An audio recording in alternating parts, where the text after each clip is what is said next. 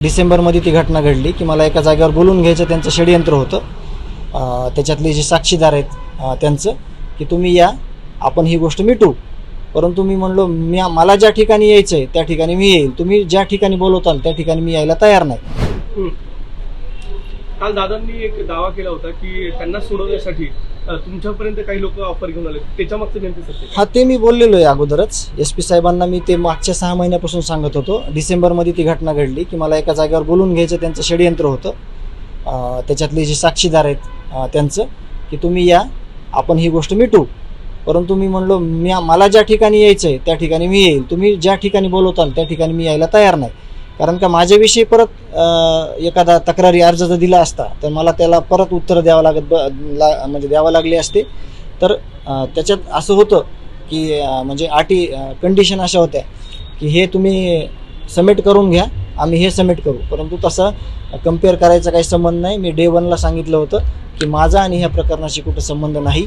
मी माझ्या न्यायाच्या प्रक्रियेत आहे। माझ्या भावाला ज्या लोकांनी संपवलं त्या न्यायाच्या प्रक्रियेशिवाय मला बाकीचे कुठलेही घेणं देणं नाही आणि मी त्या प्रक्रियेमध्ये आतापर्यंत आहे।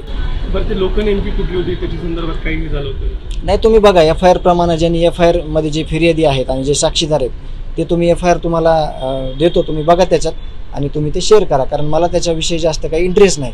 आणि गावात जे मोठ्या प्रमाणामध्ये शेतकऱ्यांच्या म्हणजे कॉपरच्या वायरच्या वगैरे चोरी वगैरे झाल्या, घरफोड्या झाल्या, त्या संदर्भात मी SP साहेबांशी चर्चा केली।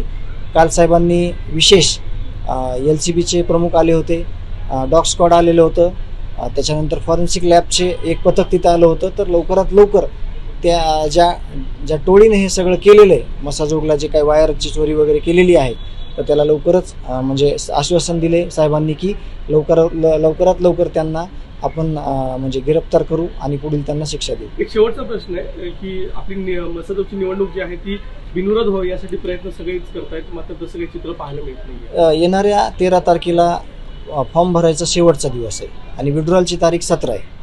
आम्ही देशमुख कुटुंबियांनी, माझ्या वहिनींनी, माझ्या कुटुंबियांनी अशी इच्छा व्यक्त केली होती की संतोष अण्णाचा कालावधी हा 5 वर्षाचा होता, तो जनतेतला सरपंच होता। दुर्दैवानं ही घटना घडली, अण्णांचं म्हणजे अण्णा आज आपल्यात नाही आहेत, तर राहिलेला कालावधी 18 महिन्याचा हा म्हणजे न इलेक्शन होता बिनविरोध व्हावा अशी आम्ही इच्छा व्यक्त केली होती। परंतु लोकशाही आहे, लोकशाहीमध्ये प्रत्येकाला अधिकार आहे इलेक्शन लढवायचा। तर त्या अनुषंगानं काही उमेदवारी अर्ज दाखल झालेले आहेत, परंतु आमचा शेवटपर्यंत असा प्रयत्न राहील प्रामाणिक, जे काही राजकीय मंडळी आहे, जे काही सामाजिक मंडळी आहे आणि जे काही सगळे गावकरी आहेत त्याच्या शब्दाच्या पुढे मी जाणार नाही। आणि लोकशाहीमध्ये प्रत्येकाला अधिकार आहे इलेक्शन निवडणूक लढवायचा, तर त्याला सामोरे जाण्याचा माझा प्रामाणिक प्रयत्न आहे की ज्या पद्धतीनं गावकरी ठरवतील त्या गावकऱ्यांच्या शब्दाच्या पुढे मी जाणार नाही आहे। कारण का सर्व गावकऱ्यांचे कोणाचा कमी जास्त वाटा असेल, परंतु या न्यायाच्या प्रक्रियेमध्ये पूर्णपणे गाव माझ्यासोबत होतं, आत्ता देखील आहे, पुढं देखील राहील। म्हणून मी कुठल्याही व्यक्तीवर कुठलेही भाष्य करणार नाही।